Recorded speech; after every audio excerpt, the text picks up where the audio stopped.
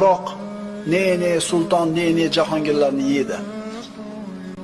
Suyagini yedidan, go'shini yog'idan, terisini sochidan ajratib, parcha-parcha qilib tuproqqa aylantirib tashladi. Bu tuproqda kimlar yotibdi deysizlar, birodarlar? Kunini zo'ra o'tkazgan, bir kun yeb, bir kun yemay qiylangan, och qolgan kambag'allar ham o'tdi. Zulm ko'rgan, mazlum bo'lgan, nochor, notavon odamlar ham o'tdi. Odamlarda haqlarni yerib zolimlik qilgan amaldorlar ham o'tdi. Hamma o'tdi. Bu kishi shuni o'ylab turib yig'layapti. Bir kun biz ham qabrga kirishimiz bor. Allohni tanigan, uni toatida turgan, oqil, xushyor, dunyoni nima ekanligini tushunib yetgan, shubhasiz bir kun boshiga keladigan kunga tayyorgarlik ko'rgan odam mana shu odamga havas qilsa bo'ladi. G'aflatda qolganda emas.